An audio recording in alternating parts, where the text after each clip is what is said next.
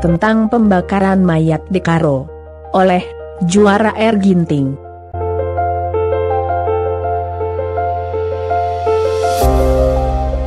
Ada beberapa tulisan yang menyinggung tentang pembakaran mayat atau kremasi di Karo, tapi belum ada satupun yang khusus ditulis hanya untuk mendalami soal pembakaran mayat ini. Cerita-cerita yang kita dengar dari mulut ke mulut kebanyakan langsung menyimpulkan bahwa ini dilakukan oleh orang-orang Karo atas pengaruh Hindu. Atas dasar apa kesimpulan ini diambil? Padahal ada beberapa fakta yang membuat kita jadi ragu apakah pembakaran mayat di Karo ini adalah pengaruh Hindu. Sebagian besar suku-suku di Indonesia bagian barat dan tengah sudah dipengaruhi oleh Hindu. Mengapa pembakaran mayat hanya ditemukan pada orang Karo dan orang Bali? Jawa yang konon pusat agama Hindu di Nusantara tidak melaksanakan pembakaran mayat. Simalungun, Batak dan Mandailing yang juga kuat pengaruh Hindunya tidak juga mengenal tradisi pembakaran mayat. Dari percakapan mulut ke mulut terkesan sebagian orang menganggap Karo pernah mengenal tradisi pembakaran mayat sebelum mengenal penguburan. Itu tidak benar.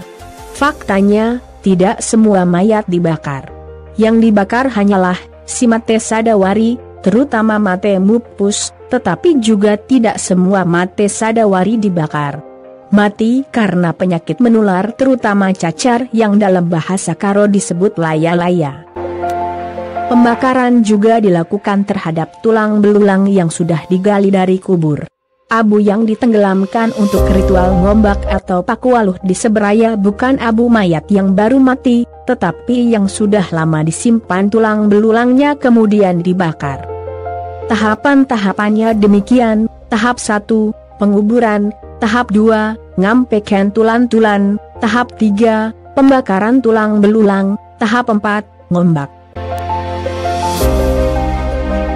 Sering dikatakan pembakaran mayat terbatas sebagai tradisi dari marga-marga asal India seperti Brahmana, Cholia, Pandya, Meliala, dan lain-lain, tapi kenyataannya dari penelitian saya, juga dilakukan marga-marga lain seperti halnya Munte di Dokan. Orang-orang Karo sering membayangkan bahwa pembakaran mayat adalah tradisi yang sudah lama sekali ditinggalkan. Itu tidak benar.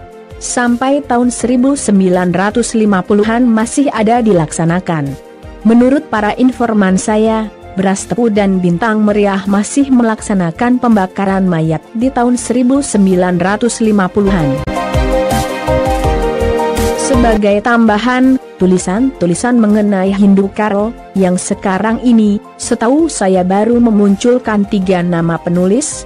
Brahmaputro, diterbitkan dalam bahasa Indonesia; Juara R. Ginting, diterbitkan dalam bahasa Inggris; dan Sylvie Vignato, bahasa Perancis dan bahasa Inggris. Sylvie Vignato membandingkan Hindu Tamil di Medan dengan Hindu Karo di Pintu Besi dan Bintang Meriah. Di buku ini, Sylvie Vignato dan saya masing-masing menulis 1 artikel. Sylvie membandingkan Hindu Tamil di Medan dengan Karo dan saya membahas posisi Hindu di Karo Society. Sylvie dan saya adalah teman sangat baik selama di Medan dan di Eropa. Dia bahkan menjadikan saya undangan khusus saat promosi doktornya di Universitas Sorbonne, Paris. Sekarang dia profesor antropologi di Milan, Italia.